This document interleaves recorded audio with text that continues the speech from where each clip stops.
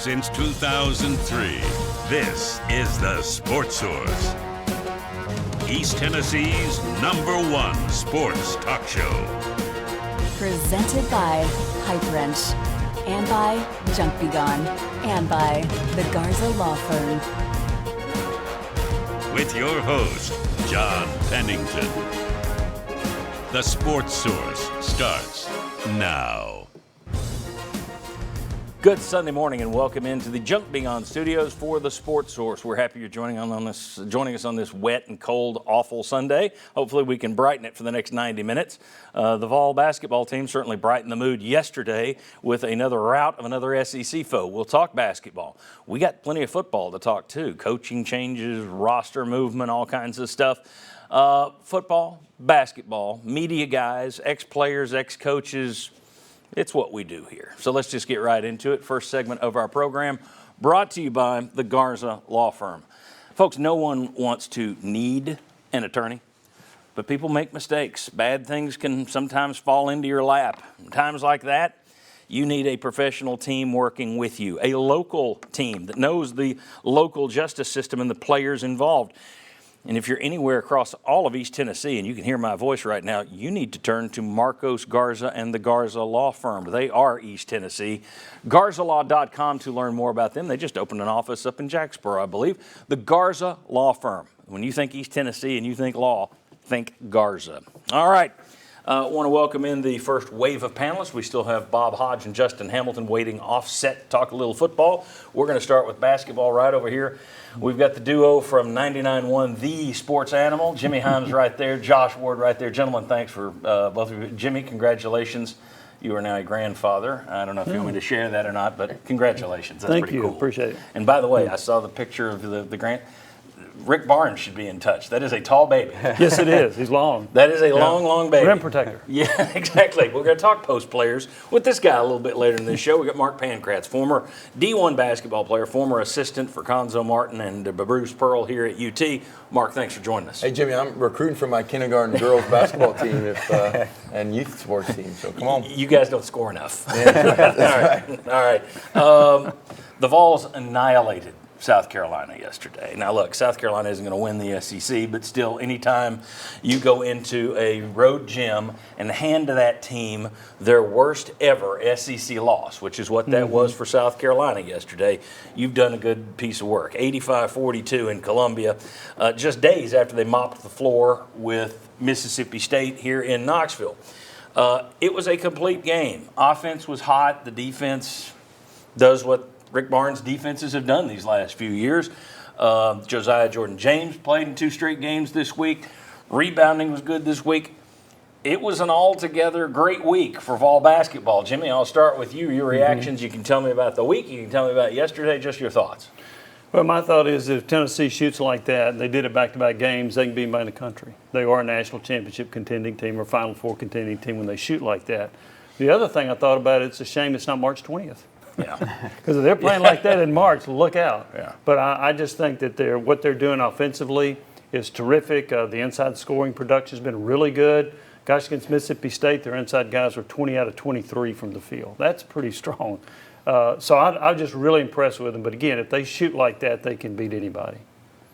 Yeah, doing everything and anything they wanted to. Offensive rebounds, second chance shots. I think 20 more shots taken than South Carolina, which is not going to match up with Tennessee. So when you have that kind of advantage, Tennessee does what it wants to defensively, which keeps the opposing team from being able to do what it's trying to.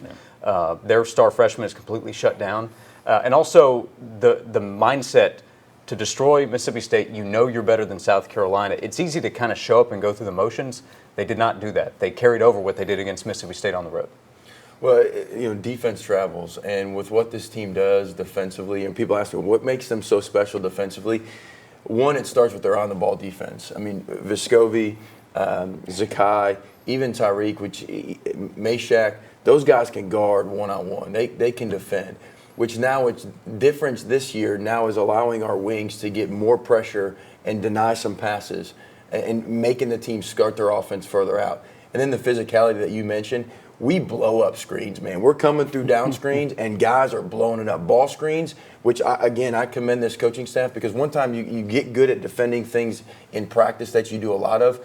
offensively, we don't do many ball screens at all. But we're a very good defensive team against ball screens, which a lot of the country does offensively, because we blow them up. We are so physical defense, and now the interior that we'll talk about in the next segment, them stepping up on the inside, it makes for a complete defensive team. And when you're shooting the ball, like you said, Jimmy, we're tough to beat.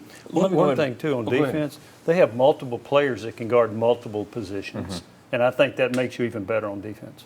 Let me go ahead and put up some numbers here. I combined some of what happened this week. 87-53 over Mississippi State, which is a team that has the 6th best defense in the country. All right, and you just destroyed them. 85-42 over South Carolina. You won your last 2 games by a combined 172-94, if my math's right. And you can get your calculator and you better check it. But 172-94. Vols shot 59.1% this week from 2-point range. 51, so 60% from 2 and 50% from 3 for the week. I don't think you're going to be able to carry that over in the long term. This is still a team that came into yesterday shooting number 230 in the nation. So what you saw this week is either A, a big aberration, or B, hopefully, signs of things to come. Opponents combined, this is remarkable. Opponents this week combined to make 33 field goal attempts from the floor. They turned it over 30 times. You gave up 3 more baskets than you forced turnovers. That's ridiculous. And then they combined for a rebound advantage of 82-40. So, Mark, does it just start with defense? Do we still, everything starts with defense? Or right now, fans are sitting there cheering. I'm cheering. Wow, you can actually watch them shoot right now. Is it the rebounding? Is it the scoring? Or it all starts with the defense, John? To me, it all starts with the defense. I mean, that is Barnes' MO. I mean, it's what he focuses on. It's what leads to a lot of our offense. When you talk about those turnovers, it leads to the transition alley-oop dunks that people love seeing, the open three-pointers. And so for this team, it is defensively.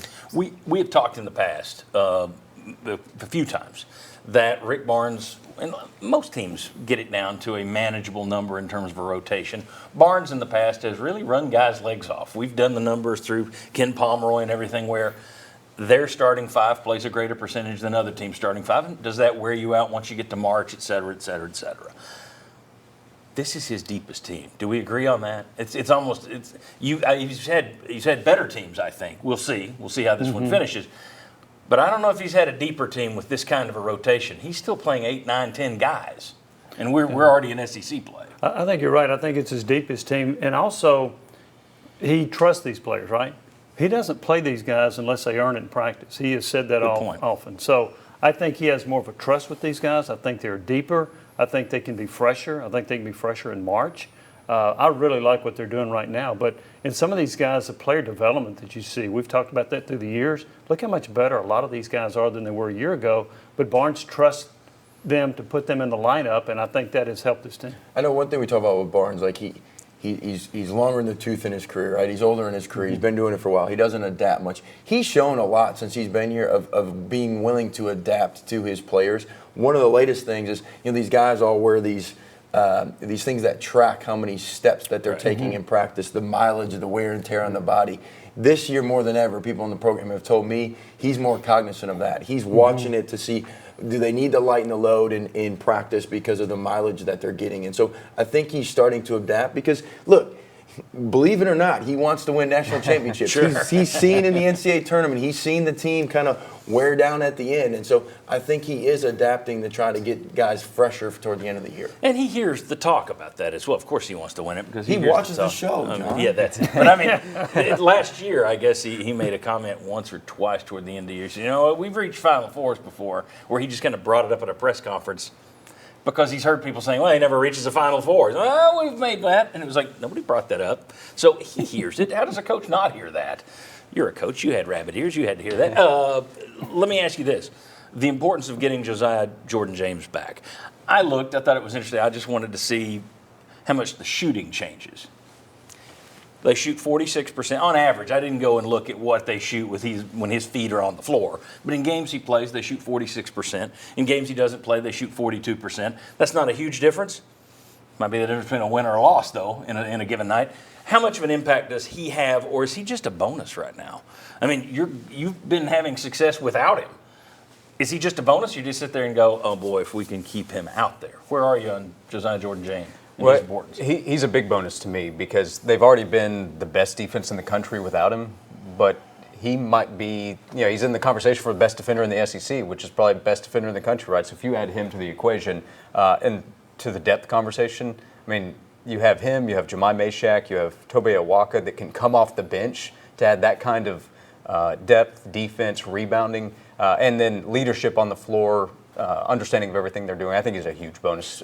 So can they be the best team in the SEC without Josiah? Yeah, I think they can be the best team in the country with him. I think two things. One, you said Meshack. I think he's the difference because Meshack and him are equal defensively to some part, but Josiah's a better offensive player, and Josiah's minutes from Meshack would be better offensively. Right. The thing I don't know is when you hear a coach say, hey, we've given him the green light to play, and it's kind of up to him to feel his body, the question I have is, what is the mental side? Like, is he mentally tough? Is he mentally in the right mind frame to do what he did at the end of last year? Because he was the catalyst to that difference, to that late season run, was his offense. And if he can get back to that, absolutely, he's a difference maker. All right, tell you what, let's tell you what we got coming up in today's show the rest of the way.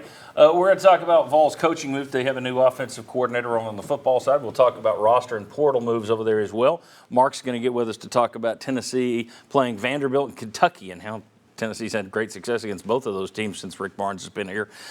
Is Heupel an all-timer? It's awfully early to say that, but when you look at his numbers and you look at what he did this year, this is one of those that blows up in your face and comes back to haunt you on YouTube in 3 years, but we're going to do it anyway. Is he an all-timer?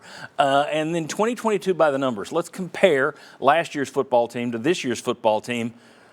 There was improvement everywhere. And when I say everywhere, I mean offense and defense. So we'll talk about that, and we got much more, including when we come back.